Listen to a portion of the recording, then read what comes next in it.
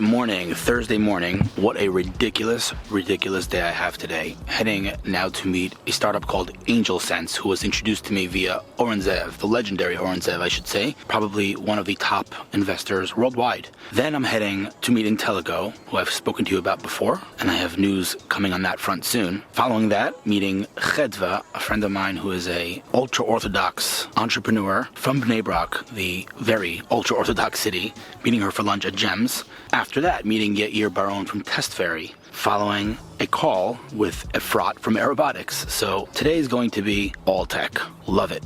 Tonight, going out with some friends for a movie, and then the weekend. So yeah, pretty excited about this day. Let's do this. Made it to a place outside of Tel Aviv called Yair. Never been here before. It's quite beautiful, actually. This is where AngelSense HQ, I guess, is located. It looks like a house. I assume it's one of the founders' houses. I will know soon enough. But while I'm sitting here, I made it a bit early. I did a little research on the company. Again, intro through Oren Zeev, so I knew it would be spectacular, but I didn't realize it would be this spectacular. And I will hopefully elaborate more when I interview the founder, hopefully. He doesn't know that yet, but it's a very, very simple concept that I'm sure exists many times over, but apparently this is the best out there. A GPS device for special needs children, which enables the parent to keep track of their kid. And I was just watching a report of a special needs child who was sexually assaulted, and literally AngelSense saved the child's life, quite literally. More on it soon. Hopefully I'll get the founder on camera, but something tells me this is going to be a pretty epic meeting.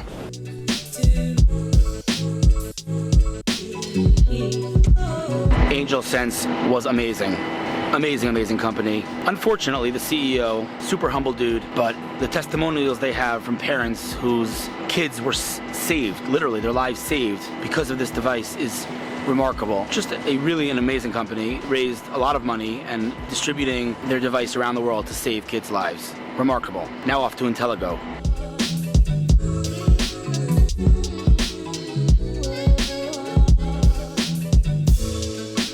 So I just came to this place, Gems. Used to be my home. This guy hooked me up with a table right here. Look at this place. It's like bouncing. Thanks, dude. So we're finishing lunch at Gems Beer Factory. This place is one of the coolest restaurants. I told you yesterday. Been here many times in the last couple of weeks. I'm usually not here, by the way. Petach Tikva. Like, you need a passport to come to this city, man. I'm telling you.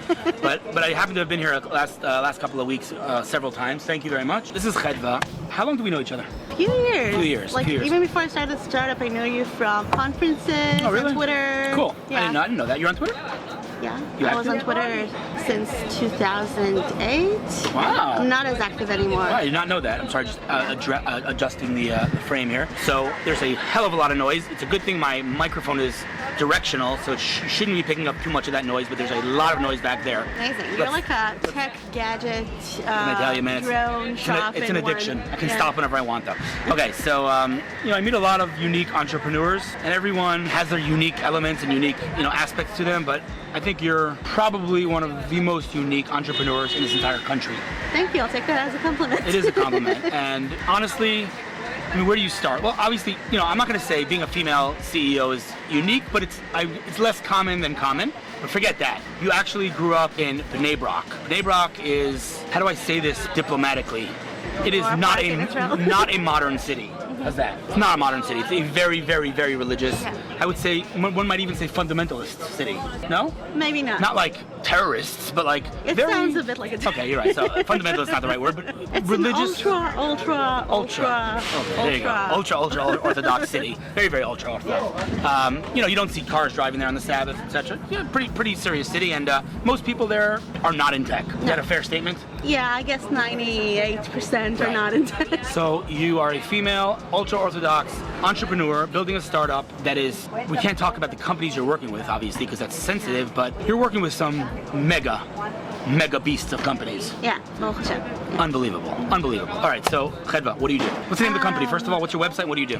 Emerj.work. That's with a J, EMERJ.work. Yeah, we democratize mentoring in the workplace. We help employees get more opportunities, get ahead in their careers, actually do something meaningful in their work, because nowadays 65% of us prefer that over salaries and benefits.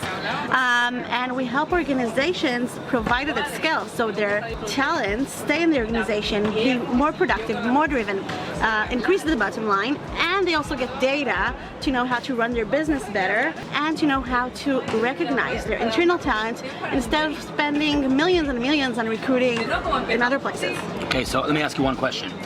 approximately how many times a day, rough estimate, do you say the words democratizing mentors in the workplace? 10?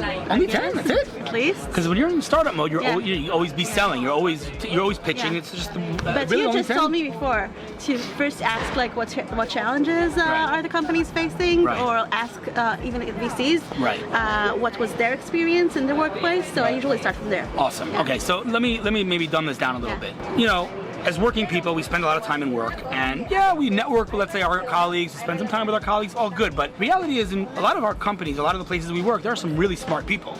And everyone has their challenges in life, everyone has their questions, everyone has their inquiries, whatever you want to call it. Why not leverage my workforce, my colleagues, to make my life, enhance my life, and make it better? Hillel, will you do my pitch from now on? You're way better than me. No, but really, I mean, listen, at the end of the day, you know, if I'm a big company, there's hundreds, if not thousands of people in my, company that have unbelievable insights. I have no way to tap into those insights. I think it's mind-blowing. I actually never worked in corporate before my startup, and I thought like mentoring was super meaningful and a real game changer for me. And when people started coming to me for mentoring, I said like, wait a minute, you're working like in a larger company. You're surrounded by people who have knowledge and experience, and most of the time they're really willing to 100%. like feel like they're kind and want to give it back. Yeah. So how come do you still not feel that you have access to that knowledge and experience and advice? Right. So this is exactly what we're doing. So how does it work? You basically integrate with the company, you bring in their internal Emerj platform? Yeah, it's an internal Emerj platform closed for each client. Right. And then every employee, no matter their background, their level of experience, their department, can just go ask a question or describe a situation or just write a keyword they want help with. Right. Or they want to learn about, or they just got a huge promotion and they want to learn more. And nobody sees it at that point, so they don't have to worry. And then we give them the most relevant people inside the workplace that, prioritized by topics and relevance and availability, can mentor them. They get the job shadowing opportunities that relate to that subject. They get other opportunities or content that they might have missed in the organization, and they can just go in. It's all double opt-in, it's confidential, and they can use it right away. You addressed my next question, which was, what happens if I'm embarrassed to ask my question? Exactly, so you don't have to be embarrassed. You can choose if to be anonymous or not. Love it. And you have a double opt-in, even if you choose to not be anonymous, because you want, the person to give you a very specific, advice that relates to where you are in your career. It's still double opt-in, and nobody will see who you are unless you approve them first. I have one question. Sure. Why? Why do I do it? Why don't you just lead the standard average life of a woman in Bnei Brak? And I'm not going to say sexist things right now, but the average woman does what she's doing. Why are you doing this? What's driving you? I did a bunch of things even before Emerj, even not in the tech world. I was always an entrepreneur, and I can't Can't help it. I really can't help it. It's in your blood. I had like only 5 months of working like in an office, actually in the Diamond Exchange as a secretary. Oh, wow. Yeah, while I was a student, and I can't help it. And with the mentoring bug with Emerj, I really tried to resist. I had like a successful content marketing company in lifestyle industry, and it just like started bugging me after a call with a friend, and I did this survey just like to get it out of my system. I did like a 30-question survey about mentoring in the workplace. It was actually for women because that was like my first wrong assumption, and it was a 30-question survey on like this super heavy subject. I was sure nobody was going to take it, and within a week 500 women from 56 countries took the survey, and tens of them even sent me their personal stories. And then I said like, oh gosh, now I really need to do this. Amazing. And I couldn't let it go. And that was like 2.5 years ago. How intense is the startup role? Super intense. Like 1 to 10? The most intense. 10 is like insane. 50. 1 to 50. Yeah. Makes sense. I mean, you're married, kids, like you're... Yeah. I have an amazing family. Husband supportive? Really, if he wasn't supportive, I couldn't have lasted. Is he? Hey, what's up, man? Doing an interview. Come say hello to the camera. This is the investor / owner of Gem. Say hello to the camera, dude. What's up? Hi, camera. How's it going? Your husband's supportive. Does he work? Does he learn? He works in real estate. Love it. Listen, bottom line, as you know, I don't have to say it, but I'll say it anyway. Any way I can help you, I love what you're doing. Thank you so love much. that you're doing it, first and foremost. Thank you. So Thank you very much. She's also winning. Well, tell me a little bit about the awards real quick, the awards that you've won. Tell me something, two words about some of the awards you've won. You've won some crazy awards. So just yesterday, we won the Women in the Frontier in Technology and Entrepreneurship, which was amazing, and it was really emotional and a good opportunity to thank the team and my supportive husband. We were finalists in 4 years from now last year. Unbelievable. Wow. What else? You also raised money, by the way, right? Yeah, but we can't talk about it. You can't talk about how much or from who, but you did raise and you're raising more. Yeah. Is that okay? We got to say that? Yeah. Cool. We're happy to talk to whoever likes our vision. All right, here, last question. Yeah. If you're an investor, if you're a journalist, if you're an entrepreneur that can help Hedva in any way, how do they reach you? Hedva. Chedva. Exactly, at emerj.org. Emerj.org. Amazing. I'm going to say this again. Chedva. Hedva.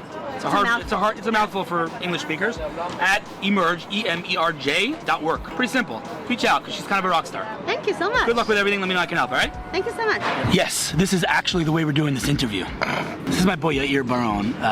I've known, how long have we known each other? Years, many years. And I've been admiring this guy's hustle for a long time. He is, I would say, one of the market leaders in mobile testing. Cut. No, I don't care if you don't agree with that. You are definitely one of the market leaders in mobile. No, we're not doing that. What's the name? Oh God, what's going on with this frame, man? What's the name of your company? TestFairy. This is gonna be the funniest interview ever. I'm so excited to watch this. TestFairy.com. All right, so tell me a little bit about this. When did you found the company? When was it founded? How many people work there? Give me some numbers. Talk to me. Love this. I love this. I love this frame, by the way. This is the coolest frame ever. Talk to me, dude. Let's hear it. TestFairy is a mobile platform that helps companies do smart testing. Okay. We do that by providing developers with videos showing what exactly happened on a mobile app while it was tested. So if there's a problem with your app, you don't need to go to the users who reported the problem. You can see a video that shows what they did, what exactly happened there. We get all the logs, all the videos. Let me dumb this down a bit. If I'm a mobile developer, I have an app, right? Yeah. I want people using my app. But if it's not a good user experience, and there are bugs, and there are problems, and there are errors, then they end up deleting it. I want to know that. Now, yes, there's, logs and errors. He gives you real-time video of the way the user behaved, not only the errors, by the way. So we're past that because it's 2017 now and people already know that. Okay. The place where we find ourselves useful is where we go to big companies that already know that they need to test and already know that testing is complicated. Right. And we help them make it more efficient and save on cost. Okay. If we're talking about companies with 10,000 people that do dog food for their mobile apps and test apps, take for example Groupon. Groupon is a great company and they're using our service for testing their mobile app. They have thousands of people all around the world using the app. With the TestFairy SDK in it, and every time there's a problem, that salesperson in New Zealand or in Romania, all they need to do is shake their phone and report a bug from their app. That video that shows what they did is posted directly to Jira in Palo Alto, so that the developer that is in charge of this app gets this feedback right away. They don't need anybody in the middle to get the email to ask the user, can you send us logs, can you send us a screenshot? Nothing. Just shake the app and say it's not working and we'll take care of it. You said Groupon is one of your customers. Who else can you tell me that you're allowed to talk about are your customers? That's a complicated question. Anybody that you're allowed to talk about. Get Taxi. Get. Get is a great company. They're using our service to monitor. They're a beast of a company. Get is actually an amazing company. They're using our service to monitor their taxis. So if a taxi driver has a problem, and he calls the driver's support line, the support line can connect to their mobile app and get logs and get videos and see what exactly happened there, because when a taxi cannot take more rides, they're just bleeding money. Every second. So okay, so the reason you're not sharing more names is not because you're not working with the biggest companies worldwide, it's because you're not allowed to talk about it. Exactly. Okay, because smart guy. Off the record, by the way, I don't know what is going on with. Off the record, you told me names. You're working with the biggest companies worldwide. Yeah. Is that fair to say? Great companies. It's unbelievable. So you probably raised like $50-60 million of capital. Sure. Can you tell me how much you raised? 1.3 million. That's like peanuts. Yes. That's not money. Right. So you did this all blood, sweat, and tears. Yes. That's pretty insane. It is. How do you, I'm actually genuinely curious about this question. First of all, how do you even get past the whole SDK, what's the word I'm looking for? developers being like so sick of hearing pitches about SDKs, because I know I've worked with many SDK companies, and the second they hear those 3 letters, like, yeah, I don't want to talk about more SDKs in my code. Like, is that a major challenge of yours? It is, but our biggest advantage is that our customers mainly use our service for testing. Okay. And for testing purposes, they're less sensitive about adding another tool that will help them test better. Very interesting. So once they test the app and see that it works beautifully with the TestFairy SDK, and then they reach out to us and say they want to take the app with the SDK to production, that's when it's much easier for them to take a decision. Got it. Pretty awesome. Listen, you told me that by hook or by crook, we're only doing 1 minute interview. We're like up to 4 minutes right now. Just saying. I can't believe time flies when you're having fun, right? Look at me. Who would have thunk? Who would have thunk that Yair would be doing a 4 minute video? I'm still embarrassed. If there's a mobile developer out there, or anybody else that is interested in what you're building in the company in any way, shape, or form, in any capacity, how do they reach out to you? What's the best way to contact you? To contact me personally, personally. They can go to testfairy.com. It's TESTFAI. RY? TESTFAIRY.com. Mm-hmm. My name is Yair, YAIR. Put that before the at, and you'll get my email. Yair at testfairy.com. And yeah. If you have you're not really dealing with small scale developers nowadays. You're dealing with the biggest companies in the world. We're dealing with everybody. All right, well, if you're an independent developer working from home in the evening, we can help. And if it's an enterprise company, then you can definitely help. With 10,000 employees, then we can provide them with private clouds and single sign-on solutions. Yeah, give me just one more, just 30-second kind of overview of all the features that because you have a million features going on in this service. Give me like you said, the shake to report. You said live video. What else do you have? So we have an app distribution platform that allows you to send your apps to testers. Many companies today don't like to work with TestFairy because TestFairy is not built for companies anymore. The old TestFairy, the old TestFairy was an excellent service. The new TestFairy is less. Companies don't like to work with it. I actually don't like TestFairy at all, by the way. No, I don't like it. It's annoying. I don't like it. Not a good experience for me personally, but anyway, go on. So we'll help you distribute your apps to company employees. We'll connect to your single sign-on if you're using Okta, OneLogin, Ping. So we'll make sure that only company employees can get on board. They can see old versions, they can report bugs, see release notes, and so on. Some companies have strict security requirements where they need private clouds so they can run their own apps. So we'll do that for them on iOS and Android. And the biggest iOS and Android. It's also important. Absolutely. And the biggest advantage is that when testing an app, you can see what your users do, and then you can simply fix bugs faster. It solves a lot of problems and help you cut on costs. I love it, and I love the fact that I got you on camera. That's all I'm saying. Thank you. Okay, so I actually have one more question for you. As someone who's built what I believe is a market leader, and you can deny it all you want, with minimal funding, and you've done this for years, and hustle and grind, all the buzzwords in the world, you're working your butt off. Don't see your kids, don't see your wife. It can't be easy, but you managed to do it. What is the one piece of advice you've learned over these years that you would give a beginner entrepreneur that he can learn from your trials and your successes? Can I choose two? No, one. I said one. Give me one. Okay, so I have two advices. What just happened? Yes, 2 pieces of advice. Hit it. I can choose one. All right. Well, I'll choose two. The first one... We should have a comedy. We should start a comedy show, man. We just did. Okay. There's a post that I really love that was written, I don't remember the name. She was the founder of TaskRabbit. Oh. And I read that post. Exactly. Yeah. That's her name. Yeah. She wrote that post a few years ago. Okay. And she wrote something about when you have a new idea, go talk to anyone that will listen. Yes.